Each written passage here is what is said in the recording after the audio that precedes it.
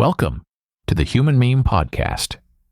I'm your everlasting host, David Bowles, and today we're going to have a conversation about the fractional fiction idea of the supernatural and expressionism and what the sleeper knows. The Somnambulist's Prophecy. Have you ever dreamed something true?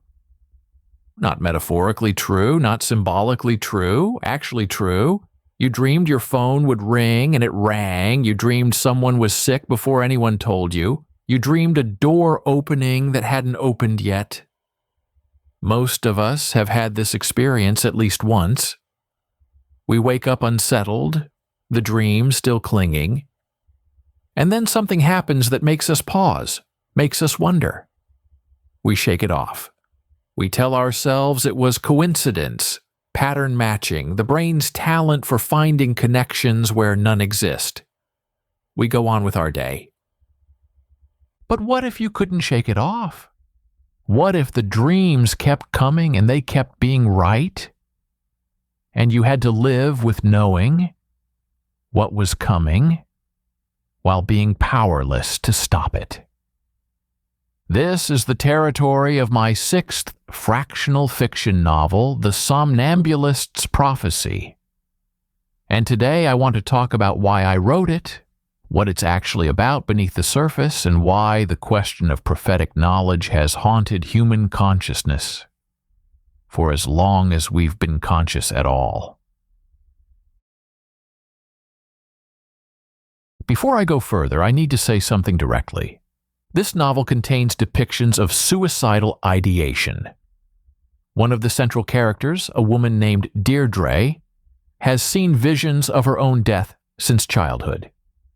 Multiple versions, each ending different. None of them false. The book treats her experience seriously and with compassion, but it does not look away from the weight of what she carries. If that subject matter would be harmful for you right now, I understand completely. This episode will discuss the novel's themes, including that one. Take care of yourself first. The book and this podcast will be here when and if you're ready. For everyone else, let's continue. The novel takes place at the Emain Institute, a private psychiatric facility on the Hudson River. I named it after Emain Macha, the ancient royal seat of Ulster in Irish mythology, because this is a story that draws from Irish legend as much as it draws from German cinema.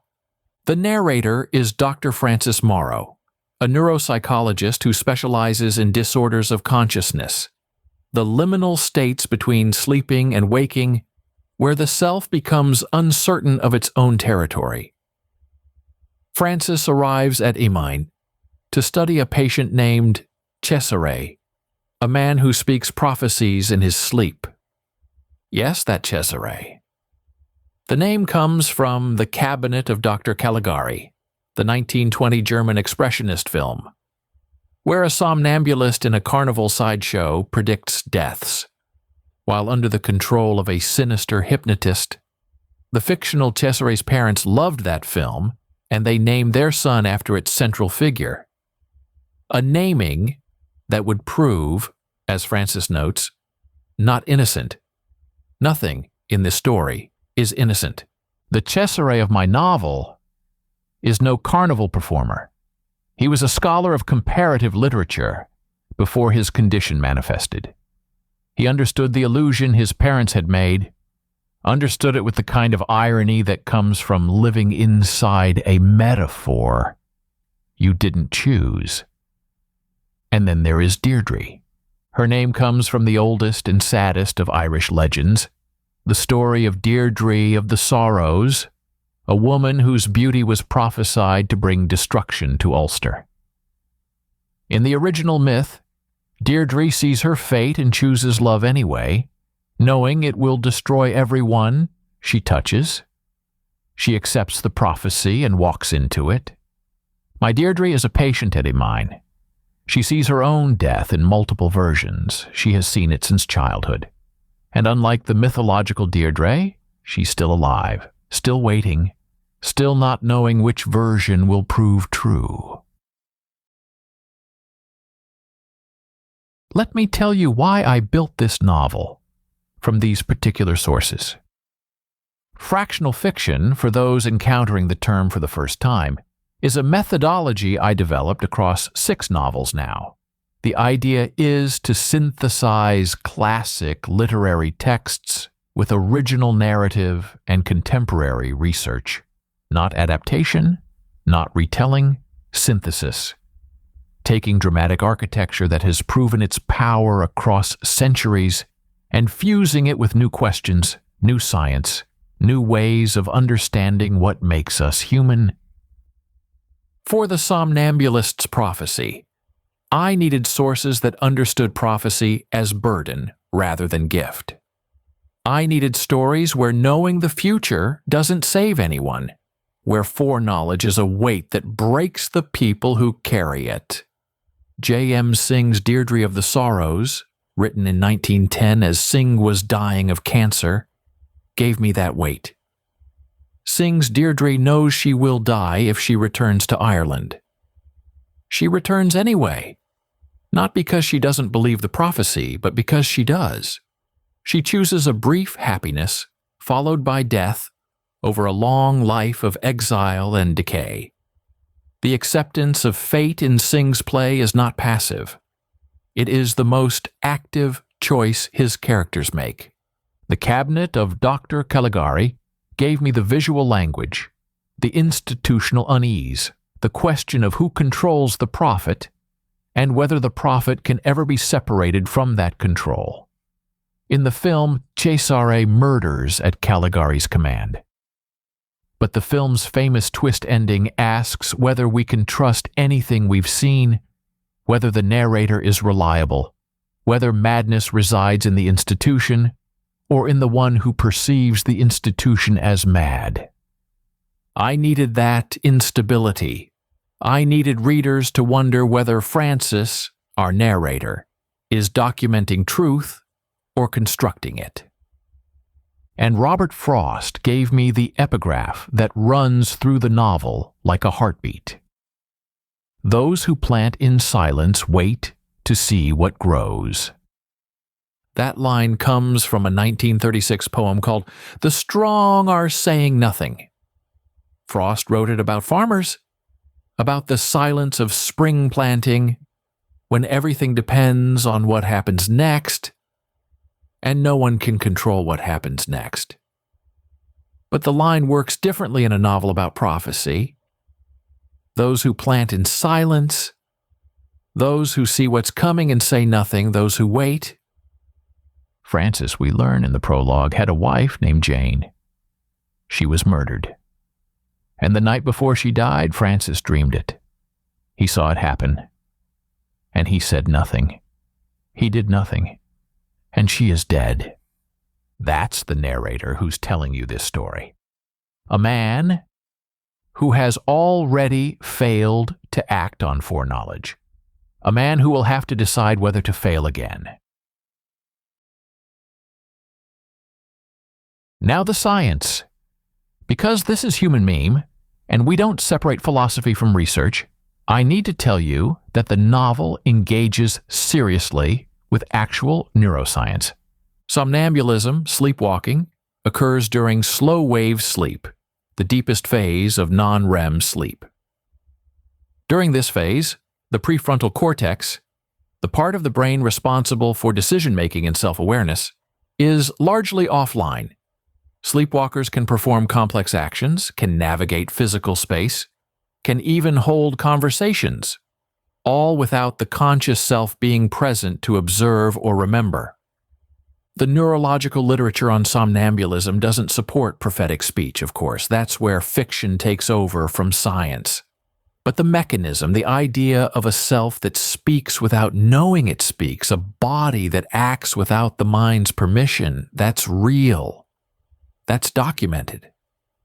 That's what happens to millions of people every night. The novel asks, what if something else could happen during that window? What if consciousness, disconnected from the prefrontal cortex's reality checking, could access information the waking mind cannot reach? I'm not claiming this is possible. I'm asking what it would mean if it were, what it would cost. Who would pay? At its core, the Somnambulist's prophecy is about three people trapped in a triangle of knowing. Cesare speaks prophecies but doesn't remember them. He wakes from his episodes with no knowledge of what he said. Others must tell him. Others must decide what his words mean and whether to act on them. Deirdre has seen her own death, but doesn't know when or which version. She lives in a state of perpetual anticipation, waiting for an ending that hasn't happened yet, but certainly will.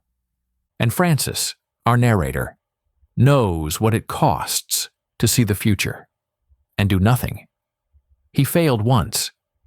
He carries that failure into every scene he documents, every interpretation he offers, every choice he makes about what to include in his record and what to leave out. The novel asks, what do we owe to knowledge we didn't ask for? When prophecy arrives unbidden, are we obligated to act on it? And if we act and fail, if we speak and no one listens, if we try to change fate and fate refuses to change, are we responsible for the outcome? These aren't abstract questions. We live with versions of them every day. The climate scientist who has seen the data, the doctor who recognizes early symptoms, the friend who notices warning signs. Knowing what's coming doesn't mean being able to stop it. Sometimes knowing just means watching. I want to read you the novel's dedication because it says what the book is about more directly than I can summarize. For those who have seen what they could not prevent, and spoken when silence would have been easier. Those who plant in silence wait to see what grows. But once they have seen, they must find the words. That tension between seeing and speaking, between knowing and acting, between the silence of prophecy and the necessity of voice, that's what the novel lives inside. The Somnambulist's Prophecy is the sixth novel in the fractional fiction series. It follows the Held Land, the Dying Grove, the Inheritance, the Kinship of Strangers, and the Corollary. Each novel uses different source texts, different research, different questions. What they share is the conviction that classic literature still has something to teach us, and that the best way to learn from it is not reverence but transformation. The novel is available now from David Bowles Books in paperback, ebook, and as a free PDF download from bowlesbooks.com. If you read it, I'd be grateful. If you tell someone else about it, I'd be more grateful still. That's how books find their readers. That's how any of this works. Those who plant in silence wait to see what grows. I've planted this one. Now I wait. For the Human Meme Podcast, I'm David Bowles, wishing you a grand evening and a better tomorrow. Be a human meme.